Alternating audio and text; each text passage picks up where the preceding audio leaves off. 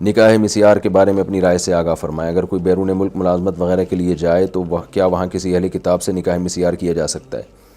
یہ نکاح مسیار کچھ بھی نہیں ہوتا، نکاح ہوتا ہے۔ اور یہ جو آج کل ایک ٹرم چل رہی ہے نکاح مسیار کی، کہ یہ ٹرم ہی شریعت میں نہیں ملتی ہمیں پہلے کبھی۔ تو کوئی بھی مرد کسی بھی عورت سے نکاح کرے، اس کے بعد مرد کو ہر وقت اختیار ہے عورت کو طلاق دینے کا۔ بلا وجہ طلاق دینا ویسے ہی معیوب حرکت ہے، اسلام میں ناپسندیدہ ہے، ابغض الحلال ہے، حلال چیزوں میں سب سے زیادہ ناپسندیدہ ہے۔ اور اگر آپ کے دل میں یہ تھا کہ میں اس عورت سے نکاح کر کے اس کو بعد میں طلاق دے دوں گا، تو عورت تو یہ سمجھ رہی ہے کہ مجھے رکھنے کے لیے نکاح کر رہا ہے، تو پھر یہ دھوکہ ہے، اس میں دھوکے کا بھی گناہ ہوگا۔ وہ بیچاری سمجھ رہی ہے کہ میں اس کی بیوی بن رہی ہوں، اور آپ کے دل میں ہے کہ میں نکاح کروں گا، اگلے دن یا جب واپسی ہوگی تو طلاق دیتا ہوا چلا جاؤں گا سفر سے، تو یہ دھوکہ ہے۔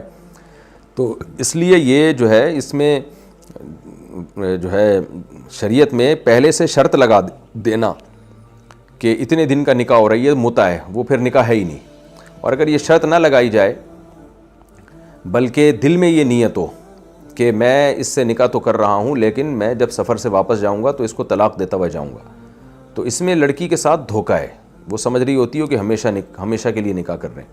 اور اگر لڑکی کو پہلے بتا دیا جائے، تو اگر یہ بتانا ایگریمنٹ کی صورت میں ہے کہ میں تم سے نکاح کر رہا ہوں اور ہم دونوں کا ایگریمنٹ ہے کہ میں تم ایک ہفتے بعد چھوڑوں گا، تو یہ بھی جائز نہیں ہے۔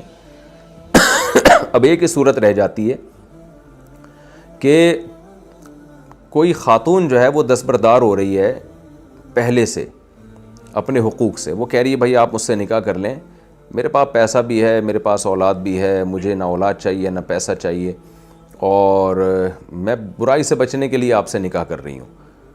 تو ظاہر ہے اس کے ناجائز ہونے کی تو کوئی دلیل نہیں ہے، نکاح میں ایک حکمت یہ بھی ہے کہ برائی سے بچ جائیں۔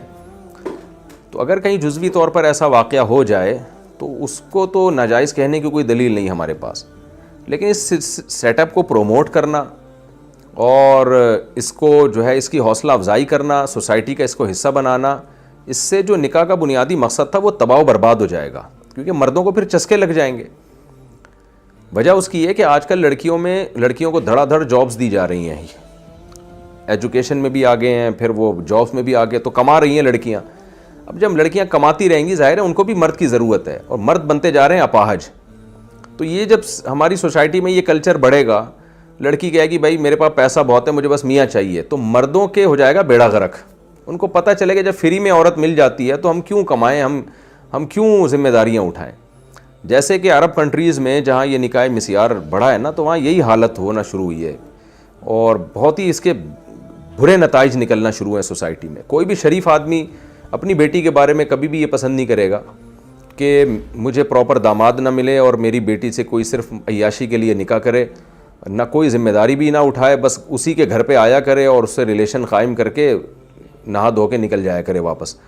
تو یہ کوئی بھی غیرت مند اس کو پسند نہیں کرتا۔